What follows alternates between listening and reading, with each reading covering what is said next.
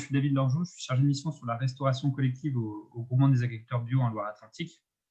Et du coup, voilà, je travaille sur ces questions-là, sur ces questions de restauration collective, d'accompagnement à l'introduction de produits bio locaux et notamment sur les questions de commande publique et d'approvisionnement via les marchés publics. Et du coup, cet atelier va se dérouler en 2 temps. Donc, on va essayer d'être un peu plus, de l'améliorer un petit peu par rapport au temps, notamment de questions en fait, qui vous seront dédiés aux participants. Donc, les 2 temps, ça va être une première partie d'environ une vingtaine, 20 à 25 minutes avec l'intervention de 2 personnes. Donc, l'intervention de Madame Boussin, qui est directrice de la commande publique à Angers et Angers-Loire Métropole. Et ensuite, l'intervention de Madame Sauvourel, que vous avez déjà vu en plénière tout à l'heure, qui est la directrice générale de Papillote et compagnie. Juste pour vous rappeler rapidement les règles, juste au moins le temps des interventions des deux intervenants, c'est que les micros soient bien fermés pour tout le monde. S'il y a des questions qui se posent au fur et à mesure de l'intervention, n'hésitez pas à les poser dans le chat. Et je vous rappelle également que l'atelier est enregistré, donc en vidéo et en son. Donc voilà, je vais laisser la parole à Madame Boussin, où en fait, elle va s'appuyer sur un support de présentation. On va passer très vite sur les premières diapositives pour se concentrer sur la deuxième partie qui concerne vraiment la commande publique et les différentes étapes qui nous semblent être importantes et le sujet principal de l'atelier. Donc, je laisse la parole à Madame Boussin. Bonjour à tous.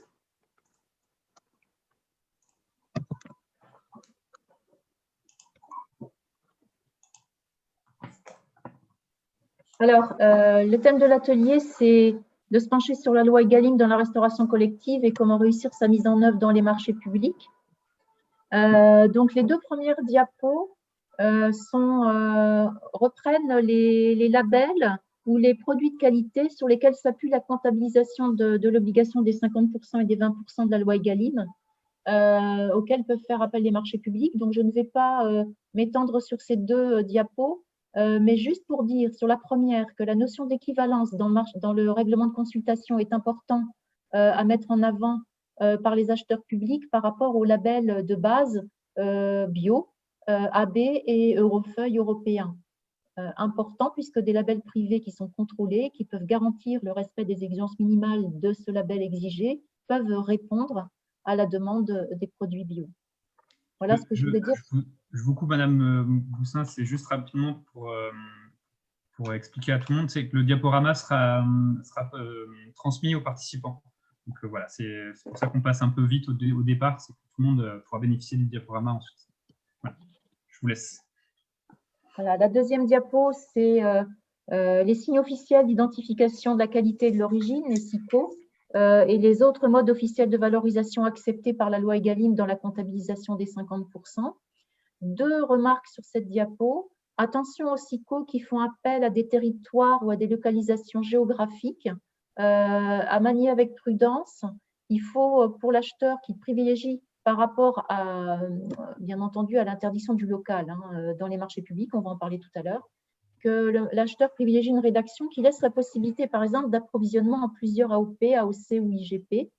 Il peut aussi exiger dans son cahier des charges toutes les spécifications que celles qui figurent au cahier des charges des AOP, AOC, IGP, sauf celles de l'origine, par exemple.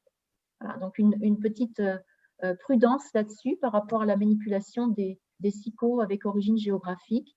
Puis juste une deuxième chose sur cette diapo, pour vous dire sur le coût des externalités environnementales des produits pendant leur cycle de vie, qui sont aussi valorisables au titre des 50%. Aujourd'hui, il n'existe pas de méthode ou d'outils au niveau national qui soient reconnus comme étant fiables. Et du coup, en 2022, l'ADEME nous promet ces outils.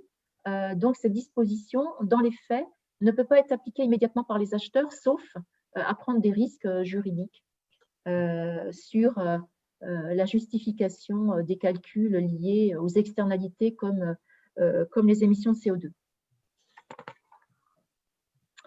Alors, la question qu'on peut se poser avec la loi Egalim, est-ce que cette obligation légale des 50% de produits qualité durable est à la faveur des produits locaux? Donc, moi, j'ai tendance à répondre pas plus ni moins qu'avant. Ce que s'attache à faire un acteur public quand il achète notamment des denrées alimentaires ou des prestations de restauration collective, c'est de permettre aux locaux de répondre, c'est-à-dire de bien étudier son cahier des charges pour ne pas fermer la porte aux locaux, c'est-à-dire à ceux qu'il aura rencontrés au préalable dans le sourcing pour bien connaître leur existence, leur capacité à répondre à leurs besoins. Donc, le caractère local ne peut pas constituer un critère de sélection dans un marché public, ça c'est toujours d'actualité. Attention, le local et le circuit court ne coïncident pas forcément. Par exemple, dans la filière viande, on sait bien qu'il n'y a plus d'un intermédiaire. Et donc, du coup, si on veut favoriser le local en parlant de circuit court, ça n'est pas du tout garanti que ça coïncide à chaque fois. Et puis, ce n'est pas non plus garanti que la proximité géographique soit le gage d'un bon bilan carbone par rapport aux flottes de véhicules, par rapport aux modalités d'organisation des transports et des pratiques du candidat local. Ce n'est pas garanti qu'il gagne à chaque fois. Donc, ce n'est pas à corréler à chaque fois. Donc, attention sur ces notions de local. Après, quand on est dans le sourcing, on s'intéresse forcément à analyser par filière et par catégorie de produits l'offre disponible sur le territoire. Et du coup, on sait par exemple, c'est la diapo précédente, David, on sait par exemple que certaines filières ne sont pas aujourd'hui en capacité de répondre aux besoins actuels de la restauration collective en Pays de la Loire. C'est faux pour la filière laitière en bio, ils se sont structurés et développés, donc ça je l'enlèverai de la diapo. Mais c'est encore un peu vrai pour le porc bio dans les Pays de la Loire. Donc l'acheteur doit avoir conscience de ça, c'est que s'il exige ça de la filière, il n'y aura pas forcément de capacité à répondre à ses besoins. Dans la filière fruits et légumes sur territoire régional, par contre, on a une belle offre de produits maraîchers. Et donc, ce qui manque souvent ce n'est pas la quantité et les volumes en termes de fruits et légumes, c'est les unités de transformation qui permettent aux acheteurs qui ne sont pas dotés dans leur cuisine centrale de légumerie d'acheter des produits de quatrième gamme. Donc, c'est vrai qu'il se développe sur les territoires des unités de transformation et que du coup, ça pallie au manque d'équipement de certaines collectivités, que ça contribue à augmenter la part des produits locaux en restauration collective. Donc, en fait, l'offre s'adapte aussi aux besoins de la restauration collective et ça ne peut se faire que s'il y a un dialogue avec les fournisseurs, un dialogue sur le terrain ou dans les salons, évidemment, entre fournisseurs et acheteurs. Il existe par exemple des plateformes qui se développent, comme Manger Bio, des sociétés coopératives qui sont des outils opérationnels qui organisent justement la réponse des producteurs locaux au marché public de restauration collective, qui mettent en œuvre de gros volumes et qui ont de grosses exigences logistiques. Quand on prépare sa consultation, évidemment, c'est que dans tout achat, il faut déterminer son besoin de façon précise et de manière anticipée et concertée, encore plus dans la restauration collective, vu le nombre de parties prenantes. Outre les convives, on a aussi les besoins internes et la politique d'achat de la collectivité, et puis la satisfaction du convive, bien évidemment. Donc, cette étape, elle va être importante pour déterminer les quantités qui sont nécessaires pour chaque famille de produits, pour savoir dans quelle proportion on aura recours aux denrées brutes ou aux produits transformés, pour écrire nos prescriptions techniques particulières, c'est-à-dire nos exigences, nos contraintes et nos besoins, et pour peaufiner les critères de sélection dans le dossier de consultation.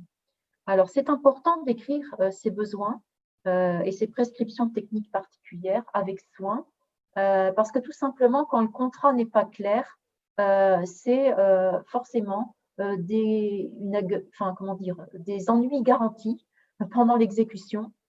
Si on n'est pas clair au début sur nos besoins, évidemment qu'on aura des problèmes d'exécution et on a vu certains producteurs locaux bio ou même des coopératives se lasser de répondre à la restauration collective parce que dans l'exécution, ils rencontraient des difficultés liées à un manque d'écriture des exigences et des contraintes au départ dans le cahier des charges Et donc, il se trouvait confronté à des pratiques qu'il n'avait pas imaginées et acculé à demander la résiliation du marché à un moment donné. Donc, attention à l'écriture des exigences, des contraintes et des besoins. Cette étape, en outre, elle va permettre de chiffrer les besoins avec précision et de déterminer la bonne procédure du marché public. Il y a donc les marchés de gré à gré, sans publicité ni mise en concurrence, en dessous de 40 000 € hors taxes. En dessous de 214 000 € pour les collectivités territoriales, toujours je parle hors taxes, on est en marché à procédure adaptée. Dans les marchés à procédure adaptée, je vous conseille de toujours intégrer de la négociation. C'est important de pouvoir échanger sur l'offre avec les candidats. Ne nous privons pas d'intégrer de la négociation dans nos MAPA, puisque c'est possible. Ce qui n'est pas possible en appel d'offres, en revanche, donc pour tous les besoins supérieurs à 214 000 € hors taxes, puisqu'en marché formalisé au-delà de ce seuil, il nous est interdit de recourir à la procédure concurrentielle avec négo quand on achète des denrées alimentaires, puisque ce sont des denrées immédiatement disponibles sur le marché et que nous pourrions prendre un risque juridique, effectivement, à utiliser cette procédure pour acheter des denrées. Bien entendu, l'appréciation des seuils se fait toujours par famille homogène de la nomenclature fourniture et services qui doit s'adapter aux besoins. Les acheteurs peuvent avoir leur propre nomenclature, la nomenclature de 2001 est loin déjà, et donc doivent l'adapter absolument à leurs besoins pour pouvoir notamment faire, par exemple, utiliser la technique des petits lots dans les appels d'offres pour permettre d'extraire des petits lots pour, par exemple, faire de la négociation en direct, puisque ça, c'est une technique qui permet d'extraire des petits lots sous certaines conditions dans un appel d'offres et de dialoguer directement avec les candidats. Pour les marchés de prestations, c'est un peu particulier, puisque là, on a une réglementation qui nous permet d'avoir des MAPA, quel que soit le montant du besoin. Ça rentre dans les services européens qui sont ciblés, hôtellerie et restauration, comme pouvant être passés en marché à procédure adaptée, quel que soit le montant, et qui permet la négociation. Ensuite,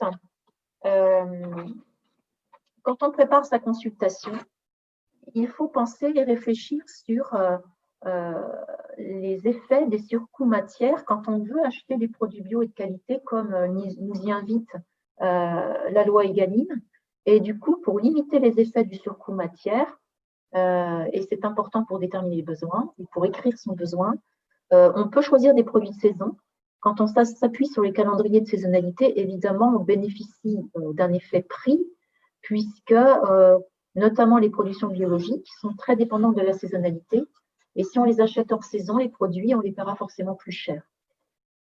Privilégier une introduction régulière et progressive du bio, travailler sur l'équilibre des menus et la diminution de certains grammages, au-delà même des recommandations du GEM-RCN. Développer des repas alternatifs, mais ça, c'est préconisé par la loi Egalim, puisqu'elle demande une expérimentation d'un menu végétarien par semaine jusqu'au 1er novembre 2021, ce qui peut aussi limiter les coûts. Et puis limiter surtout le gaspillage. Les chiffres que j'ai donnés, c'est des chiffres sources ADEME de 2018, qui peuvent dégager donc une marge de manœuvre financière pour allouer le budget qui est économisé en limitant le gaspillage, justement à l'achat de davantage de produits bio de qualité, dont on sait effectivement que parfois, on peut avoir un surcoût de 10% pour les matières, par exemple les fruits et légumes frais, mais jusqu'à 40% sur des produits transformés. J'ai mis en nota sur cette diapo l'importance de la loi anti-gaspillage pour l'économie circulaire qui a été publiée le 10 février 2020 et qui justement apporte de l'eau au moulin de la loi Egalim par rapport au gaspillage alimentaire et qui a permis de développer la clause verte.fr qui est un site ouvert et gratuit aux acheteurs publics, à tout acheteur d'ailleurs, acheteur public ou privé, avec des clauses prêtes à l'emploi et par type d'achat. Et pour la restauration collective, je crois savoir, mais je n'y suis pas allée encore, que des clauses prêtes à l'emploi existent sur les produits issus de circuits courts, sur le gaspillage, sur les emballages et la formation du personnel du titulaire. Aujourd'hui, on voit de toute façon de nouveaux opérateurs spécialisés qui se positionnent beaucoup sur l'accompagnement des collectivités pour la réduction de ce gaspillage et pour l'accompagnement, par exemple, au compostage des biodéchets en sortie de cuisine. Quand on prépare sa consultation, évidemment, ce qui est un point capital dans toute consultation, mais encore plus, je dirais, dans ce genre de consultation pour la restauration collective, quand on a bien fait son sourcing, il faut allotir de façon à ce qu'il y ait une bonne adéquation de l'offre sur le territoire notamment et de la demande par famille et par produit en fonction des disponibilités connues sur le territoire pour faciliter la réponse des producteurs locaux et des plateformes d'approvisionnement locales. On a par exemple un exemple que je peux donner, mais Sophie va en parler tout à l'heure, c'est l'exemple angevin, mais quand on a travaillé dans le groupe du Réséco, la ville de Vitré, en Loire-Atlantique, qui est une terre d'élevage et de production laitière, avait décomposé en 27 lots son appel d'offres alimentaires, avec par exemple un lot fromage blanc. Ils savaient qu'ils avaient des producteurs dans un rayon de 40 km qui étaient susceptibles de répondre, et c'est des producteurs locaux qui ont remporté le marché. Ils ont fait un lot yaourt, par exemple, yaourt bio, lait frais bio, avec des titulaires qui étaient en proximité de Vitré au final. Et puis, pour pallier les difficultés ou les défaillances, par exemple, sur les fruits et légumes, hein, comme les pommes, les tomates ou les pommes de terre, qu'ils avaient visé aussi en local, ils avaient fait un lot généraliste à côté de tous ces petits lots, produits laitiers, par exemple, et un lot généraliste fruits et légumes, qui permettait de pallier aux défaillances, aux difficultés logistiques et aux mauvaises années des producteurs des petits lots.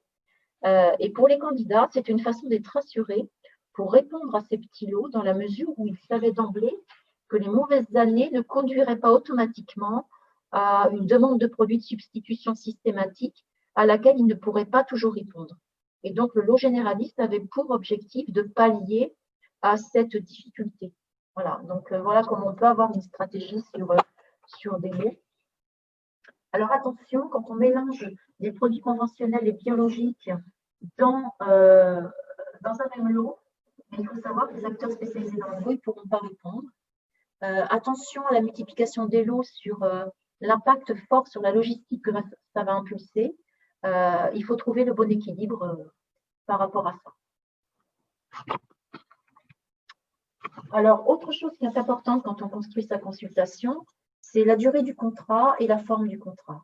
Les producteurs, de façon globale, nous ont dit qu'ils souhaitaient pouvoir travailler sur des durées longues.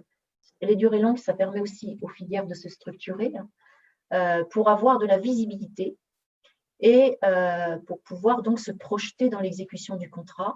Et du coup, avec un contrat long, ils sont favorables évidemment à des rencontres périodiques avec les acheteurs publics pour échanger sur leurs contraintes respectives et pour adapter le contrat le cas échéant. Et pour cela, il est important d'utiliser la méthode des clauses de réexamen dans les marchés publics qui seront très utiles pour enclencher effectivement les dialogues et les adaptations de contrats dans ce genre de famille d'achat. La forme du contrat est importante aussi. Alors, on sait que lorsqu'il y a une difficulté dans la programmation d'un besoin, c'est un peu la difficulté dans la restauration collective. L'accord cadre, c'est la forme de contrat qui est adaptée. Mais attention, l'accord cadre, il peut être de plusieurs natures. Il peut être à bon de commande, il peut être à marché subséquent, ce qui implique qu'il y a lorsqu'il est mono-attributaire, un dialogue régulier avec le titulaire, ou lorsqu'il est multi-attributaire avec une remise en concurrence périodique. Il peut être aussi mixte. Attention à l'accord cadre à marché subséquent avec une remise en concurrence périodique de plusieurs titulaires. Ça rend très instable les engagements, justement, et les producteurs ont besoin de visibilité. Et ça engendre de la complexité administrative de part et d'autre qui n'est pas souhaitable. Donc, il vaut mieux travailler sur des accords cadres à bon de commande classiques. Voilà, et bien étudier effectivement l'intérêt d'une remise en concurrence périodique. La durée des accords cadres, par ailleurs, est limitée à 4 ans. On ne peut pas excéder cette durée, on n'entre pas dans les conditions du code qui permettent d'excéder 4 ans. Quand on prépare sa consultation, évidemment, on s'intéresse aux prix. Les prix en restauration collective, ce qu'on a appris dans le groupe du Réseco, c'est que la structuration des prix en RHD, c'est 50% du coût qui est imputé à la logistique. Donc, il faut essayer dans le cahier des charges de ne pas être trop exigeant sur le plan logistique pour éviter d'avoir une inflation des prix. Le prix n'est pas toujours en adéquation avec l'équilibre matière, notamment dans la filière viande. Et du coup, il faut que le producteur de viande puisse valoriser l'ensemble d'une bête, par exemple.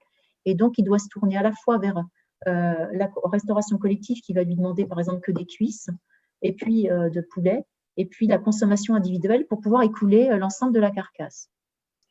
Les prix négociés en restauration collective sont a priori plus bas que ceux qui sont pratiqués dans d'autres circuits de distribution, selon tous les fournisseurs qu'on avait rencontrés à l'époque, d'où parfois un manque d'intérêt ou une crainte des producteurs locaux à investir ce marché, eu égard notamment aux exigences qui sont assez fortes quand même dans la restauration collective. Attention aux effets du critère prix prédominant dans les consultations de restauration collective. Effectivement, ça peut détourner les producteurs locaux de la réponse au marché. Et puis, ce qui est important aussi de voir, c'est que les matières premières agricoles sont très volatiles et que ça influe sur les prix des produits de première transformation. Et à ce titre, autre chose d'important à manipuler dans les marchés de restauration collective, c'est la clause de variation des prix. Madame Boussin, je me permets, oui. On se donne 2 minutes et puis okay. Ça raccourcit un peu, hein, ça vous. Ok, alors 1 minute sur cette diapo, 1 minute sur l'autre. Donc ici, c'est pour vous dire combien, même si c'est recommandé par la DAJ, la Direction des Affaires Juridiques de Bercy, combien il est difficile pour les producteurs, mais aussi pour les acheteurs publics, d'avoir des variations de prix journalières ou hebdomadaires selon les cotations officielles.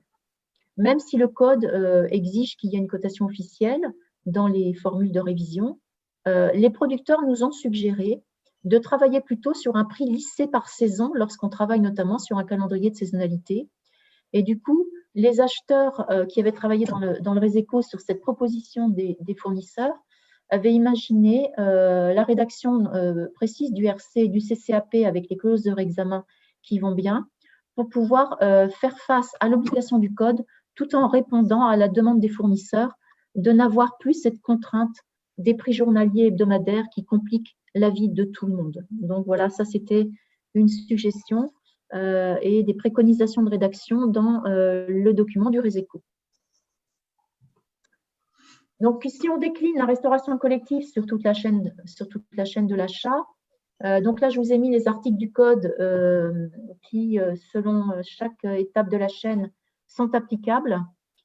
Sur la détermination du besoin, évidemment, ce qui est important de ne pas louper, le site d'approximité.fr qui peut renseigner dans le cadre du sourcing, les spécifications techniques différentes qui sont liées soit aux produits, soit à la maîtrise des coûts, soit au développement durable, à l'accompagnement et à la facilitation d'offres locales dans les marchés de prestations, la sélection des candidatures, le choix des offres, donc avec des critères qui peuvent se déterminer sur plusieurs plans. Sophie va en parler tout à l'heure, donc des critères liés à la qualité des produits, à la qualité de l'organisation pour répondre aux besoins, mais aussi des critères liés à la performance environnementale sur l'offre en produits de l'agriculture bio, sur le développement des approvisionnements directs, donc le nombre d'intermédiaires, sur les conditions de transport et de livraison, sur les emballages, etc., qui sont ça, des critères liés à la performance environnementale. On peut avoir aussi des critères d'ordre éthique sur le commerce équitable et le bien-être animal, puis des critères liés à la RSE, à la performance sociale ou sociétale, pour l'insertion de personnes en difficulté, l'apprentissage, l'emploi de personnes en situation de handicap. Voilà. Une attention particulière à porter aux moyens de preuve quand on demande dans les critères, quand on a des exigences dans ces critères, il faut absolument que les preuves soient faciles à apporter et à vérifier par l'acheteur, évidemment. Des variantes peuvent être aussi inclus. Attention à limiter leur nombre, ce n'est pas facile d'analyser autrement, mais ça peut avoir un intérêt dans la restauration collective. Et puis, bien entendu, les conditions d'exécution qui sont dans le CCAP et les démarches de progrès qui sont aussi dans le CCAP et qui peuvent tourner autour des considérations de la loi Egalim, notamment sur les démarches de lutte contre le gaspillage alimentaire pendant toute l'exécution du marché, l'adaptation des conditionnements, etc. Merci. Voilà. Merci Madame Boussin, c'est très bien, c'est très clair. S'il y a des questions, il ne faut pas hésiter à les poser dans le chat ou juste après l'intervention de Madame Sevourel qui va du coup, qui est la directrice générale de Papillote et compagnie, que vous avez vu en plénière tout à l'heure et qui va justement venir illustrer finalement toute cette démarche par l'expérience de Papillote et compagnie. Madame Sevourel, je vous laisse la parole. Oui, merci. Donc effectivement, j'ai pu tout à l'heure en plénière que donc nous, on est une cuisine centrale, on intervient pour 16 communes et on a un volume d'activité de 13 000 repas par jour. Donc, on achète à peu près pour 3 millions d'euros par an de denrées alimentaires et on a repris nos achats en direct il y a quelques mois. Et donc, on a une expérience fraîche sur la question des appels d'offres et la manière dont on s'y est pris. Donc, d'abord dire quand même que toute la phase de préparation en amont de l'appel d'offres avec toute la partie aussi analyse des offres, etc., nous, on a bien travaillé pendant 1 an. Hein. Ça nous a demandé un gros, gros travail qu'on ne regrette pas du tout parce qu'en fait, tout ce qu'a évoqué tout à l'heure dans sa présentation Myriam Boussin, c'est vraiment des choses importantes. Alors, nous, par exemple, l'ensemble de nos marchés, c'est 9 marchés sur l'alimentaire, 9 marchés divisés en 30 silos selon en fait les familles de produits qu'on souhaite acheter et la structuration de l'offre en fait hein, et des filières sur ces marchés-là. Et on a fait le choix également d'avoir un marché bio spécifique. Donc un marché bio avec, je crois qu'on avait 7 lots sur ce marché bio pour éviter effectivement la difficulté pour certains producteurs de bio de faire à la fois, enfin qui ne peuvent pas nous répondre si on demande du conventionnel et du bio en même temps. Donc ça, c'est un premier point. Sur l'allotissement aussi, donné comme illustration des propos de Myriam tout à l'heure, par exemple sur les produits laitiers, on a fait un lot spécifique de produits laitiers issus de la ferme sur lequel on a demandé un critère de transformation du lait le jour de la traite. En fait, là aussi, c'est pour du coup, voilà, cibler en fait des producteurs. Alors c'est pas forcément en local, mais ça facilite en fait. Hein, mais voilà, en tous les cas, c'est une technique de production qui nous intéressait pour la qualité nutritionnelle en fait du yaourt, mais ça donne quand même un indicateur. Je vais essayer dans mon propos en fait de donner quelques petites astuces qu'on a trouvées nous pour pouvoir appeler des produits locaux sans pouvoir le faire officiellement dans les marchés publics et sans l'écrire. Donc la phase, pour moi, il y a 4 phases qui sont vraiment essentielles. Donc il y a la phase de définition des besoins qui est vraiment très importante. Qu'est-ce qu'on veut acheter? Quel type de produit on veut acheter? Quel niveau de qualité on veut acheter? Quelle quantité?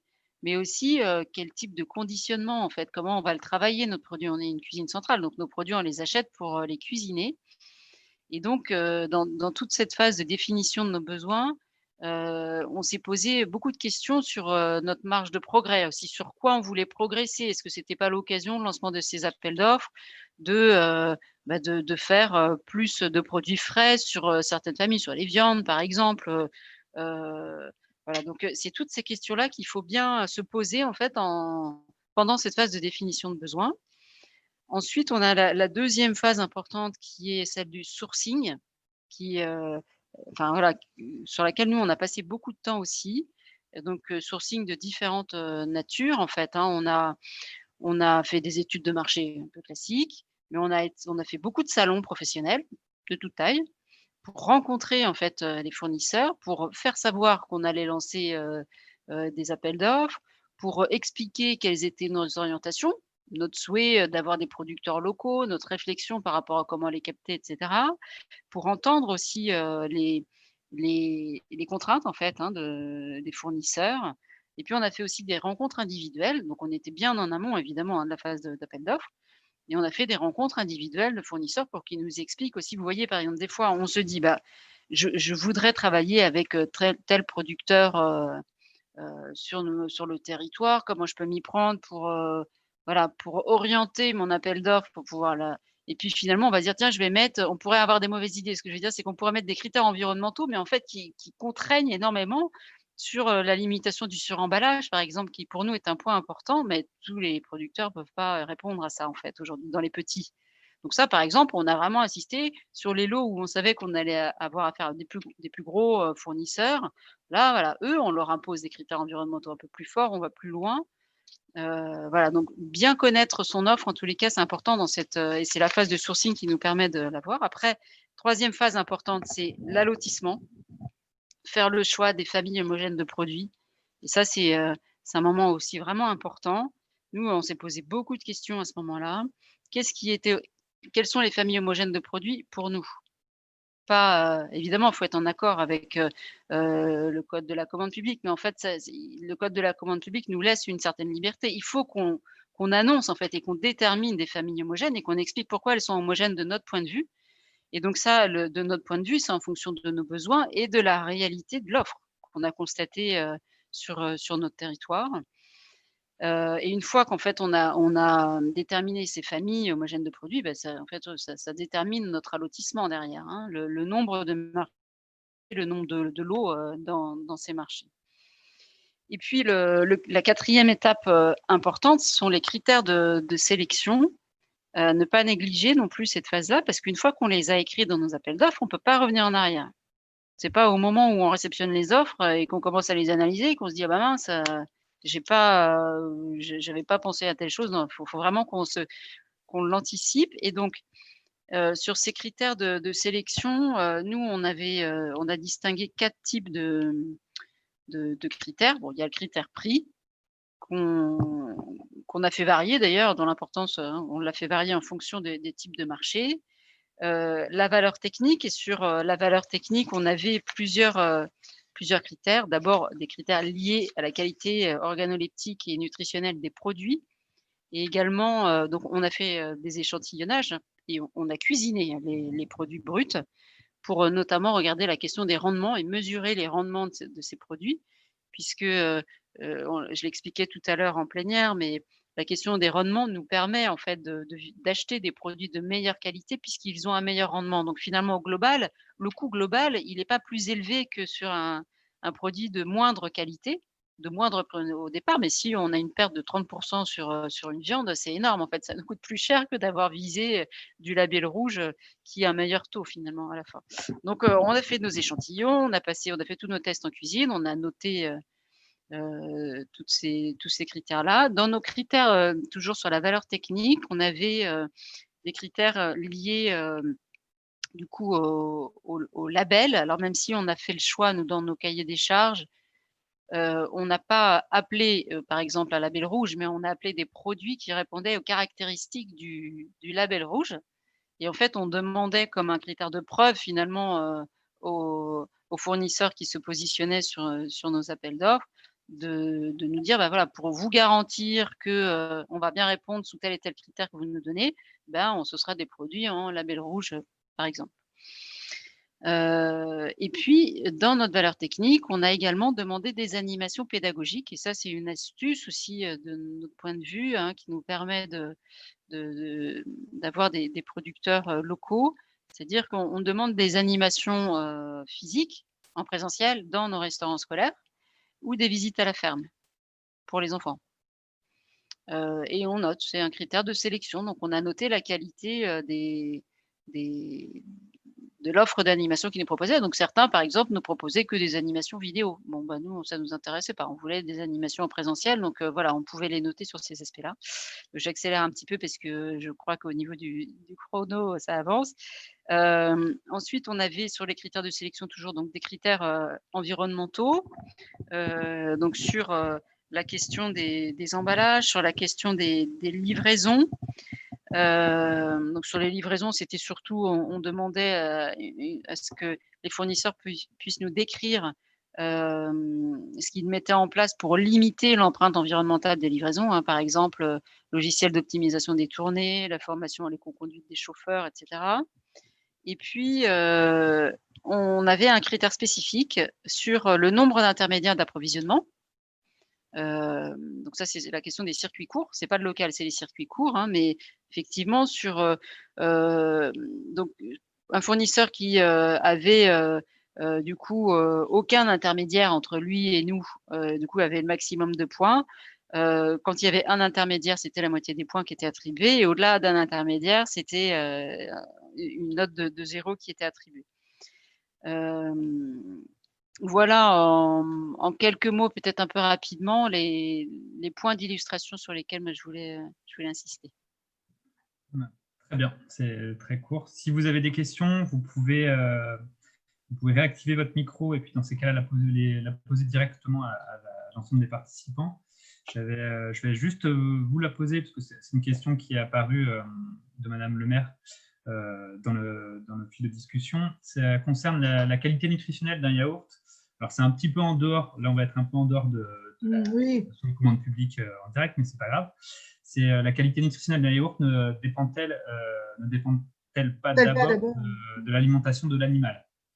Voilà. Alors, oui, parce que vous disiez, on fait tout de suite la fermentation dans la journée, on fait tout de suite la fermentation du yaourt, du lait pour la qualité nutritionnelle, alors que le b.a.-ba de l'aliment, enfin, voilà, dans les critères de qualité, la première qualité d'un lait, c'est l'alimentation de l'animal. Oui. Après, effectivement, on a eu plusieurs lots. En fait, on a plusieurs approches sur nos produits laitiers. Donc, effectivement, on avait aussi des critères sur la qualité de l'élevage et de ce qui était effectivement mangé au niveau de l'alimentation animale. Oui. Ouais, je voulais revenir aussi sur si je me permets, après j'arrête, sur le fait que vous disiez, voilà, on a des producteurs avec qui on travaille qui s'engagent à être comme de la qualité du label rouge pour des producteurs qui sont engagés dans de la certification de par les signes de qualité, hein, qui demandent une contrainte d'une de la part des producteurs et qui demandent un coût, hein, parce que la certification a un coût. On peut, enfin, je pense que les producteurs sous SICO ont du mal à entendre. On a des sources d'approvisionnement comme si. Voilà, voilà, alors là, je me fais plutôt le porte-parole des producteurs qui sont sous SICO, quoi. On peut pas, voilà, on est en bio ou on n'est pas en bio, on est sous label rouge ou on n'est pas en label rouge. Voilà, on est en AOP, voilà. On ne peut pas dire je suis comme en label rouge ou je suis comme en bio. Non. Ah oui, je me suis pas bien. Ça, c'est pas. Je suis d'accord avec vous. C'est juste parce que comme les SICO sont dans la loi Egalim, là, du coup, voilà. On ne peut pas entendre ça, quoi. Enfin, moi, mais je me suis mal fait comprendre, je pense, sur le sujet. Ce que je veux dire, c'est que, alors sur le bio, il n'y a pas de souci, on avait un marché bio spécifique. Sur certaines viandes, quand on souhaitait appeler des viandes label rouge, nous appelions des viandes de qualité supérieure et on décrivait les critères de qualité du label rouge. C'est ça que je veux dire. Et évidemment, dans l'offre du fournisseur, on attendait ce qu'ils nous disent, ma viande est label rouge. Oui. Oui, non, mais d'accord. Non, mais c'est juste, voilà, il faut être vigilant par rapport à ça parce qu'il y a tellement de cahiers des charges qui viennent se mettre en passerelle, voilà, et comme on dit, voilà. Et sinon, vous parliez du commerce équitable. Je pense que le premier commerce équitable qu'on peut faire, c'est le français. Et il n'y a pas besoin d'aller chercher des produits d'importation, machin, pour parler de commerce équitable. Le commerce équitable, il doit d'abord être français, quoi. Voilà, c'est tout. Et par contre, je vous félicite de ce que vous faites. Ouais. Marie, tu veux intervenir? Oui, moi j'avais une question. Alors d'abord peut-être la question du chat. Il manque un critère de choix. Simon Galland nous dit il manque un critère de choix, prix, valeur technique, environnement et le quatrième. Les indières d'approvisionnement. Voilà. Le nombre d'intermédiaires d'approvisionnement. Merci. Moi, j'avais une question. Donc, il arrive parfois que dans des petites collectivités, un marché a été rédigé pour trouver un fournisseur, un grossiste, hein, chez qui on va s'approvisionner au global, et que pour faire progresser un petit peu le bio, certaines de ces collectivités achètent en gré à gré, donc à des producteurs localement. Est-ce que ça, techniquement, c'est possible d'un point de vue juridique ou pas? Est-ce que c'est aussi soumis au volume global de ces achats en dehors du marché? Alors là, je vais répondre peut-être. Merci. Alors, il faut que je sois prudente dans la réponse parce que je parlais de nomenclature tout à l'heure. Selon la famille de la nomenclature, on peut être sur un seuil de besoin qui n'excède pas 40 000 € et qui permet de passer de gré à gré.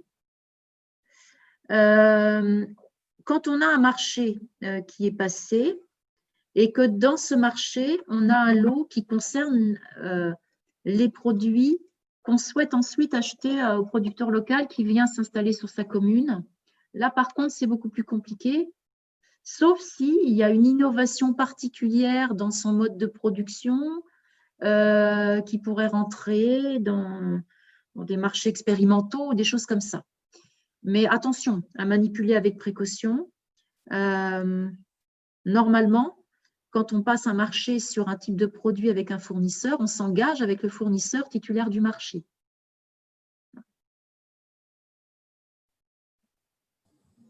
Après, si effectivement on est sur un besoin qui, dans la nomenclature, est décomposé finement en dessous de 40 000 €, ben, on peut extraire de sa consultation générale ce produit-là pour le traiter de gré à gré. Et ça signifie qu'il ne faut pas l'avoir écrit dès le départ dans le Voilà. de fournisseur. J'imagine n'importe quoi, hein, je dis. Des œufs, par exemple, je ne l'écris pas dans mon marché de fournisseur. Et par contre, je peux, dans la mesure où la somme totale des achats d'œufs ne dépasse pas les 40 000 €, je peux le faire en gré à gré auprès de plusieurs fournisseurs locaux. Ça, c'est oui, c'est au niveau de la détermination du besoin, ça, que c'est très important. C'est-à-dire qu'au moment de la détermination du besoin, on va regarder sa nomenclature, son besoin, donc comme disait Sophie tout à l'heure, qui va être collé à son besoin, la nomenclature, et du coup, on va estimer le prix des œufs, par exemple, si les œufs sont une ligne de la nomenclature, et du coup, si c'est inférieur à 40 000, on dit on va sortir cela, ou alors on fait des petits lots, la technique des petits lots dans les appels d'offres, quand on est au seuil de l'appel d'offres, il ne faut pas hésiter à l'utiliser. On peut extraire d'un appel d'offres des petits lots qui vont être en MAPA avec une négociation directe. Mais ce n'est pas du gré à gré, effectivement. Donc, la technique du marché public, elle doit être pensée au moment de la détermination du besoin. Elle ne doit pas être artificielle non plus hein, pour taxer l'acheteur de favoritisme.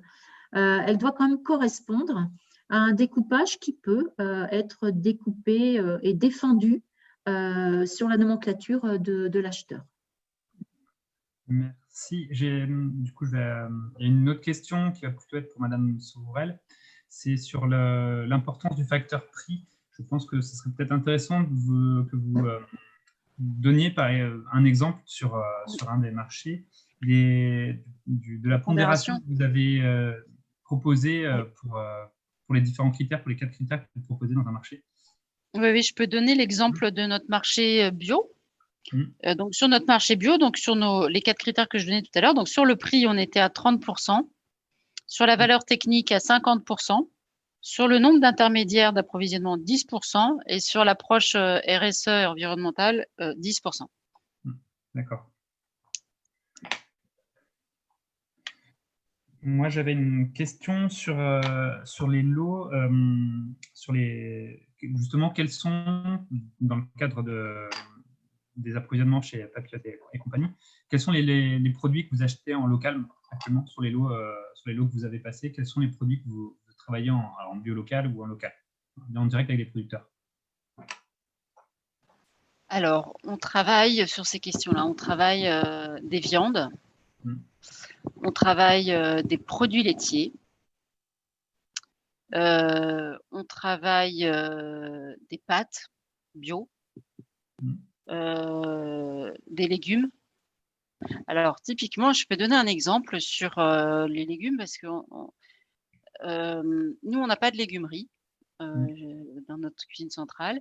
Et depuis longtemps, on a un partenariat avec un ESAT du territoire.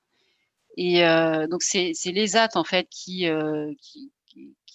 prépare les légumes, une partie, parce qu'ils n'ont pas la capacité de faire l'intégralité de notre volume. Mais ça nous permet, là aussi, en fait, en passant par les AT, donc on est sur un marché spécifique, ça permet de capter aussi, du coup, des maraîchers locaux. Voilà, on a des fruits bio en local.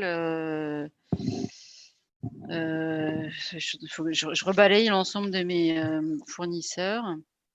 Ouais. Bah, c'était juste simplement pour donner on va dire l'étendue des produits qui peuvent être concernés justement par ces critères qu'on peut mettre en place dans le cadre d'un marché public. C'est pour ça que je vous posais la question, c'est pour voir l'étendue de l'offre qui existe en local. Ouais.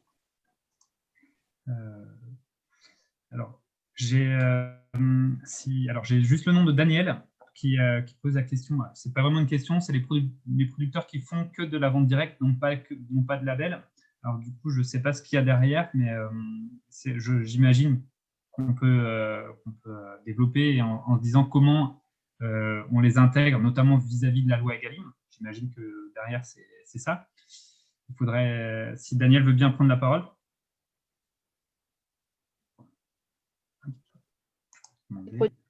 Ah, pardon.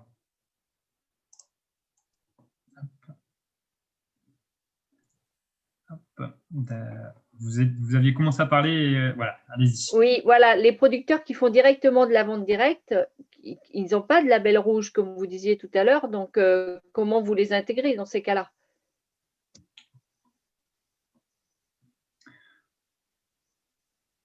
C'est moins facile, hein. Ça, c'est évident. C'est moins facile quand il n'y a pas soit du bio, soit un label spécifique. C'est moins facile parce que le champ concurrentiel sur le conventionnel, en fait, il est beaucoup plus large. Après, il peut y avoir, alors encore plus quand c'est en direct, c'est-à-dire que s'il n'y a pas une plateforme qui fait l'intermédiaire, du coup, c'est compliqué. On a le cas sur de la dinde fraîche sur notre territoire, mais la concurrence a été rude. Hein, bon, c'était pas si simple que ça. Quand il n'y a pas de critères de qualité, enfin, ou de label, je veux dire, spécifique, c'est compliqué. Parce que le local n'est pas considéré comme un critère de qualité. D'accord. D'accord. Bon, bah, ok. Donc c'est donc difficile pour les producteurs locaux d'intégrer tout ce qui est restauration collective, quoi. En direct, c'est difficile, mais on y arrive, mais c'est difficile. Pour compléter, c'est pour ça que c'est vrai que la facilité, et encore, c'est pas toujours facile, mais on se réfère à des labels de qualité parce qu'ils donnent des critères techniques qui permettent justement de se garantir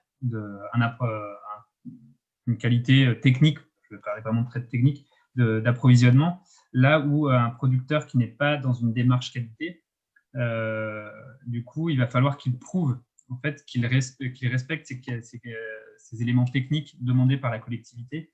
Et donc, enfin, voilà, ça va être du temps pour le producteur déjà en termes de réponse pour fournir toutes les qualités attendues. Mais j'ai envie de dire c'est faisable. Mais par contre, là où un producteur en bio ou en label rouge va avoir la certification qui va lui permettre de justifier de son engagement de façon rapide, un producteur qui ne va pas avoir ces labels-là va être dans l'obligation de pouvoir le justifier quand même auprès de la collectivité. C'est là où ça devient plus compliqué pour un producteur en local s'il n'a pas de label de qualité.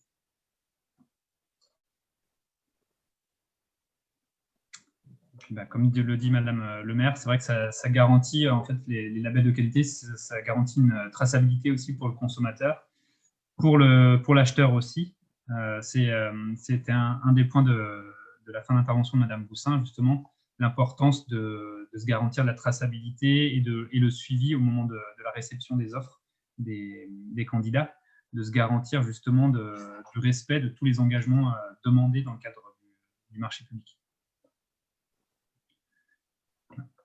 S'il n'y a pas d'autres questions, voilà, je vous laisse encore quelques secondes. Si vous avez des questions, n'hésitez pas, ouvrez votre micro et intervenez.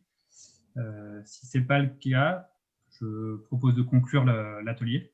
Non, alors si on peut parler, si on a un petit peu de temps devant nous. J'étais surprise là sur la durée des 4 ans là, sur la contractualisation qui pouvait durer que 4 ans, c'est ça? Quand on est en accord, vous m'entendez? Oui, je vous entends, oui. Quand on est en accord cadre, quand on choisit l'accord cadre, oui. L'accord cadre a une durée limitée à 4 ans. D'accord, ok. Alors, parce qu'en bio, par exemple, quand on a une reconversion qui dure 3 ans, ça limite la contractualisation? Oui. Si on est en marché ordinaire, on peut faire la durée qu'on veut, mais le marché ordinaire, c'est un marché qui s'exécute sans bon de commande. Et je pense que c'est assez compliqué dans la restauration collective. Ah ben non, c'est pas possible. Ouais. Voilà. Donc, effectivement, c'est vraiment l'accord cadre qui est utilisé. Enfin, Sophie, je ne me trompe pas, vous avez fait des accords cadres? Oui, tout à fait. Nous, on a fait des accords cadres à bon de commande et on est sur une durée maximale de 4 ans qu'on ne pourra pas dépasser. Ça nous a imposé, on ne peut pas dépasser. D'accord. Ça veut dire qu'à un moment, la réglementation des achats marchés publics, il va falloir que ça s'harmonise avec la loi Egalim. Ça veut dire qu'aujourd'hui, par rapport les deux fonctionnements n'ont pas suffisamment de passerelles pour bien fonctionner ensemble. C'est ce que de nombreux acteurs, effectivement, de la restauration collective souhaitent. Ouais. Mais bon, c'est pas facile. Hein. C'est pas une question simple, celle-là. En tous les cas, ça nous dépasse complètement. Nous, on est soumis au Code des marchés publics. Là, on a l'obligation de respecter. Donc, voilà, on s'adapte. Et heureusement qu'il y a beaucoup de conseils des acteurs, en fait, autour de nous. Et donc, faut pas qu'on reste seul, en fait, hein, par rapport à ça, parce qu'il y a vraiment des retours d'expérience importants. Mais on est contraint à notre niveau. Après, il y a du lobbying politique qui doit se faire au niveau national et au niveau européen. Mais pour le coup, nous, ça nous dépasse complètement. Nous, acteurs de la restauration collective. D'accord. Okay. Bravo. Ok, très bien. Entendu. Difficulté entendue. Je pense que là, donc des remarques ont été formulées par Reséco, donc dans le chat. Je vous propose de mettre fin donc à cet atelier. Je vais donc arrêter l'enregistrement et je vous enverrai donc dans les prochains jours l'ensemble des liens de façon à ce que vous puissiez consulter les différents enregistrements. Voilà. Merci à vous tous pour votre participation. Merci Madame Sevorel et Madame Boussin en particulier pour votre implication puisque vous avez fait 2 ateliers cet après-midi plus la table ronde pour Madame Sevorel. C'est long. Merci beaucoup. Merci vraiment à vous. Merci David également pour cet atelier, ces 2 ateliers. Et puis, je vous invite tous à découvrir nos mails dans les prochains jours pour retrouver les éléments présentés aujourd'hui. Merci à vous tous.